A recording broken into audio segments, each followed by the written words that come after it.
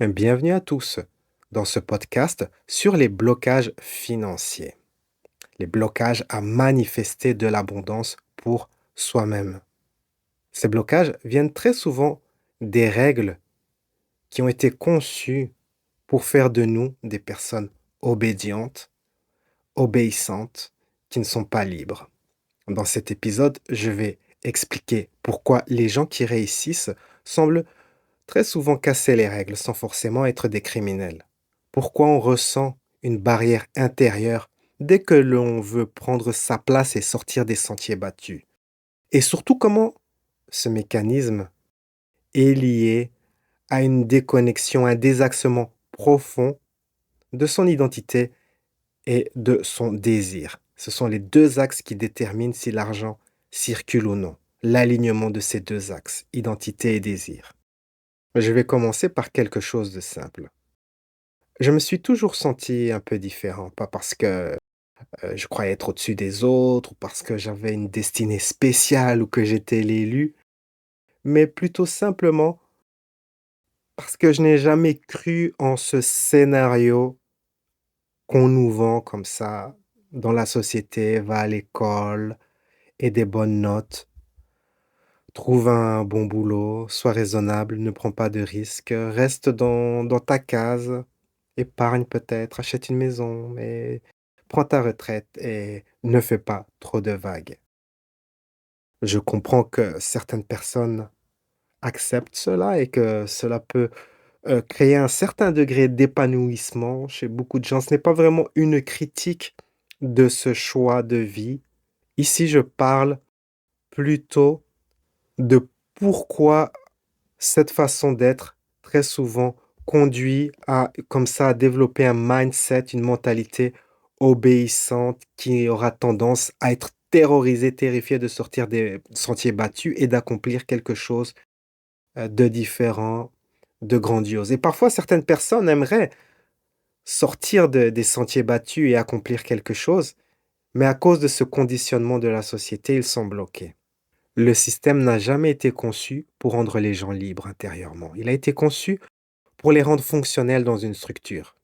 Il est important de comprendre pourquoi tant de personnes restent bloquées financièrement. Pas parce que la question est pourquoi je n'ai pas assez de motivation. C'est pas une question de motivation. La question c'est pourquoi je suis encore en train d'obéir à un jeu dont les règles ont été écrites pour quelqu'un d'autre. Dans la société, il y a deux ensembles de règles. Il y a les règles qu'on enseigne à la majorité, celles qui forment des gens sûrs, prévisibles, employables, responsables. Et il y a les règles que certains apprennent parfois consciemment, parfois par imitation d'autres personnes, parfois par exposition au monde des affaires. Ces règles, cela peut être que tout est négociable, l'autorité est relative, les règles sont flexibles. Ce qui compte, ce n'est pas de suivre, c'est de comprendre le système. Ce n'est pas le travail qui rend riche, c'est la position dans la chaîne de valeur, la valeur que l'on crée pour les autres, pour la société. On ne devient pas riche en suivant les règles parce que les règles enseignées sont des règles pour concevoir des travailleurs obéissants.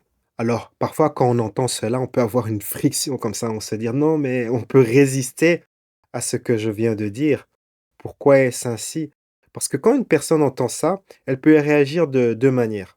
Soit elle comprend que c'est une invitation à devenir plus stratégique, à s'ouvrir, ou soit elle peut se cambrer, se rigidifier et avoir un peu d'insécurité.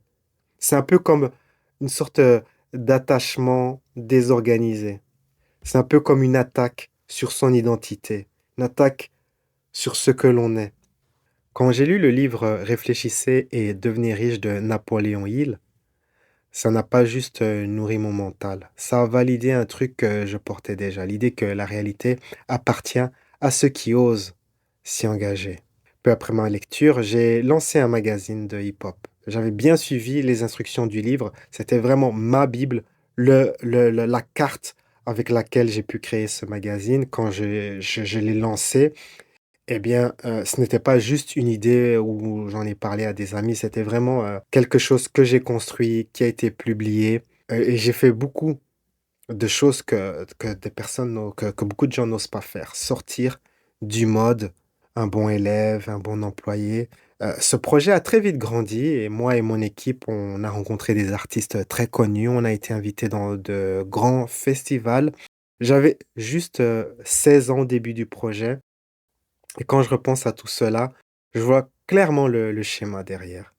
Je n'étais pas le meilleur, j'étais juste moins conditionné. Je n'avais pas encore ce logiciel intérieur qui dit qu'il faut être raisonnable, attendre d'être validé par le monde extérieur, demander l'autorisation, ne pas faire des vagues, suivre les sentiers battus, ne pas essayer une idée originale. Je n'avais pas tout ça. Les personnes très conditionnées par ce programme de la société voient les règles comme des murs, tandis que ceux qui sortent des sentiers battus et qui accomplissent de bonnes choses, de grandes choses, voient les règles comme des suggestions. Quand tu vois une règle comme un mur, tu ressens, si je sors de ce cadre, je suis en danger. C'est un peu comme de l'attachement désorganisé. Donc on reste dans ce cadre parce que on se sent en sécurité. J'ai souvent discuté avec des gens qui m'ont dit, mais tu sais, j'habite dans un petit village et un jour je me suis lancé dans l'entrepreneuriat et tout mon entourage m'a critiqué. On te critique pas parce qu'on est contre toi, mais parce que cela crée de l'insécurité en nous-mêmes et il faut comme ça stabiliser son système nerveux. Mais oula, qu'est-ce qu'il est en train de faire? Il est en train de d'attaquer ce que je suis. Est-ce que je suis est valide ou pas valide? Pourquoi il ne fait pas ce que je fais? Est-ce parce que ce n'est pas valide? Et donc, on vous critique si vous sortez des sentiers battus. Ne prenez ça pas comme quelque chose de personnel. C'est juste un mécanisme d'autoprotection. Le système nerveux associe tout ce qui est hors de ce cadre, de ce programme de la société, comme étant une menace qui conduit au rejet, à la punition, à la perte de sécurité. Et donc, il faut bien comprendre que le blocage financier, l'incapacité à, comme ça, bâtir une fortune, n'est pas réellement un échec, c'est une auto-limitation avant l'action. On s'impose cela parce qu'on veut avant tout se sentir en sécurité. Il n'y a pas de repère. Si on sort du cadre, on risque d'être déstabilisé par rapport à tout ce que l'on a appris. C'est pas compatible, il n'y a pas de carte, il n'y a pas de boussole. Comment on va faire? Oh là là. Alors, pourquoi ce programme est là? On nous apprend à avoir des bonnes notes parce que cela prouve que l'on peut suivre des instructions. Cela prouve, si on a des bonnes notes, qu'on peut suivre des instructions, mémoriser et être un bon employé. Le système, la société a besoin de travailleurs qui obéissent, qui suivent les règles. Et dans beaucoup de contextes, c'est très utile. Si vous êtes un architecte, vous avez tout intérêt à suivre les règles. Mais très souvent, cela limite. Même dans des métiers où on pense que c'est très bon de suivre les règles, certaines personnes pourraient bénéficier de casser ces règles et d'aller au-delà. L'exemple qui me vient à l'esprit, c'est l'un de mes amis qui est docteur, comme ça, très diplômé, il a sa propre clinique et il a suivi les règles de devenir une personne très diplômée, de suivre les sentiers battus. Mais une fois qu'il a eu sa clinique privée, ben, il a commencé à sortir de ces sentiers battus et il a lancé comme ça toutes ces thérapies un peu différentes hors des sentiers battus. Il a suivi les règles qui étaient bénéfiques pour lui, être diplômé, être reconnu, et il a utilisé cela pour transcender cela, casser certaines règles du milieu de la médecine pour euh, suivre ses propres idées, qui sont que l'on peut considérer comme étant des méthodes de médecine plus, on va dire, alternatives. Ce programme que nous inculque la société aura tendance à créer ce que j'appelle de l'insécurité intérieure. Et l'un des effets secondaires d'être ainsi, c'est que l'on veut des repères. On veut une autorisation pour se sentir en sécurité. On cherche une structure externe qui nous dit, OK, c'est bon, tu es valable, tu peux faire ceci, tu peux faire cela. Mais attention, ne va pas au-delà de cela. Et le système adore cela. Parce qu'un être humain qui a besoin d'autorisation, qui a besoin de validation externe, est un être humain gouvernable. Pourquoi pensez-vous que les stars sont des stars? Les superstars, ce sont très souvent des gens qui ont appris à s'auto-valider, à ne pas réellement suivre ce système et à exprimer ce qu'ils sont réellement, leur être véritable.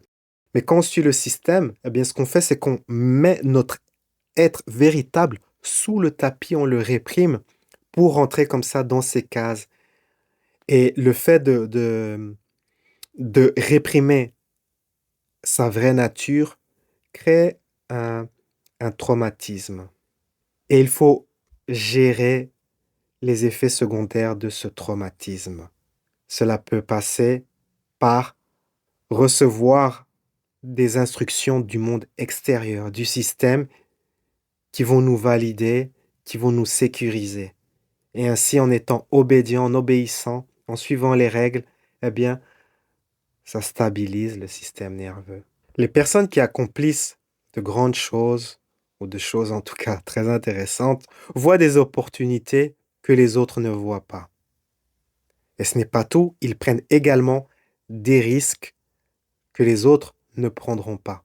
L'une des meilleures compétences qu'un être humain puisse avoir, c'est la gestion des risques. Ce n'est pas juste une décision, c'est une capacité à tolérer l'inconfort. La différence entre un grand artiste qui va bien réussir et un artiste doué qui ne va pas réussir, c'est ce sujet des deux axes que j'ai précédemment mentionnés. Le premier axe, c'est celui de la sécurité intérieure, se sentir bien dans sa peau, l'amour de soi, l'estime de soi. Le second axe, c'est celui de son activité, du désir, de son ambition. Qu'est-ce que l'on ressent envers cette activité? Et très souvent, ce qu'on voit chez un artiste qui va faire une grande carrière, c'est qu'il a cet amour de lui-même, cette estime, cette sécurité intérieure, et il a aussi un grand amour de cette activité, de faire de la musique, par exemple, et il est prêt à vraiment se dédier à cela. Et donc, la combinaison amour de soi, amour de mon activité, ambition saine, équilibrée, va créer un moteur, en fait, qui va propulser vers le succès. Tandis que chez les artistes qui ne réussissent pas, il y aura un amour de l'activité, un grand amour de l'activité. J'aime faire de la musique, j'adore faire de la musique, j'aime écrire des chansons, composer, ainsi de suite. Mais l'axe de la sécurité intérieure est en déséquilibre. Il y aura des problèmes de se sentir peut-être mal dans sa peau, pas compris, et ainsi de suite.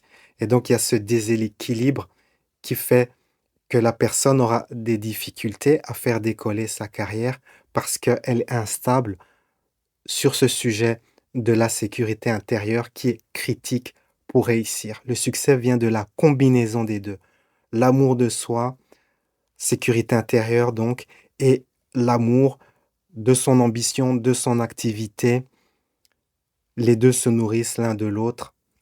Et c'est ça qui crée ce que j'appelle un état de flow. Et cet état de flow, c'est un état où, comme ça, on voit plus le temps passer. On est dans cet état de grande créativité et notre vibration change. Elle devient ce que j'appelle un facteur X, une énergie que l'on peut ressentir mais qu'on ne sait pas nommer et qui crée ce magnétisme et qui va conduire vers le succès exceptionnel. Et donc, par effet secondaire, quand on développe cette énergie, cette bonne vibration, ce facteur X avec les deux axes à l'équilibre, eh bien, on est prêt à gérer le risque. Cela devient une seconde nature. Tandis que quand on a un déséquilibre, eh bien, on aura tendance à éviter le risque, car on ne veut pas ressentir l'inconfort. Gérer le risque signifie je suis capable de ressentir l'inconfort et d'agir intelligemment quand même. Et c'est ça, c'est somatique. Le risque n'est pas un concept, c'est une activation corporelle. Cela peut être... cela peut, quand on ne veut pas prendre de risque, on a peur de perdre, peur d'être jugé, de se tromper, être humilié, et que sais-je. Donc ce n'est pas réellement un problème d'argent, c'est un problème de capacité à gérer son univers intérieur, être à l'équilibre intérieurement. Il y a ce sujet également que l'autorité est négociable. Tout est négociable. Beaucoup de gens entendent ça et pensent oui, mais moi, je ne peux pas. Et c'est là que je veux te montrer un détail extrêmement important. Ce qui différencie les gens, ce n'est pas la réalité objective, c'est cette permission intérieure. Se dire oui, je peux. Oui, j'ai le droit, parce que j'existe, j'ai le droit de suivre mes aspirations profondes. On arrive à ce raisonnement, cette déduction, quand l'axe de la sécurité intérieure est à l'équilibre, quand on a cet amour de soi, cette estime de soi qui est suffisamment sain pour en déduire cela de manière naturelle. Au contraire, quand on est dans un état de déséquilibre, eh bien, on aura tendance à croire que l'on dérange, qu'il faut pas faire de vagues et qu'il vaut mieux rester mature, sérieux, suivre les rangs.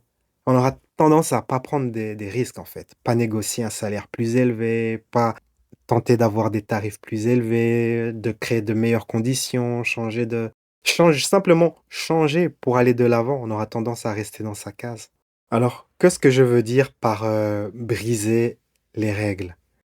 Briser les règles, en termes simples, cela signifie simplement marcher en dehors des sentiers battus et de faire ce que votre cœur, si vous le suivez, vous dira de faire.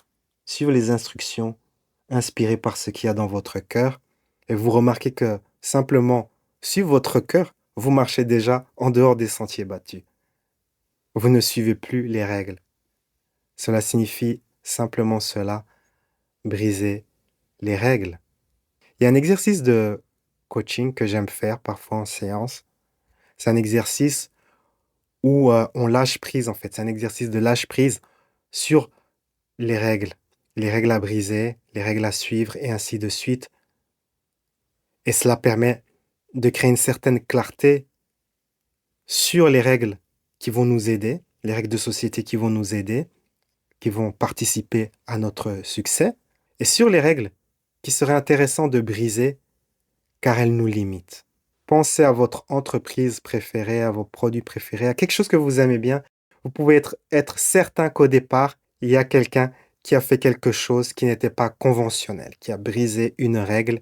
Et le fait d'avoir brisé cette règle a conduit à un certain succès. C'est presque comme cela pour, pour la totalité des produits qui ont du succès dans le monde, en fait. Si vous regardez l'histoire, prenez votre marque préférée et étudiez l'histoire de votre marque préférée, vous verrez que c'est un entrepreneur qui a cassé une règle qui était bien établie.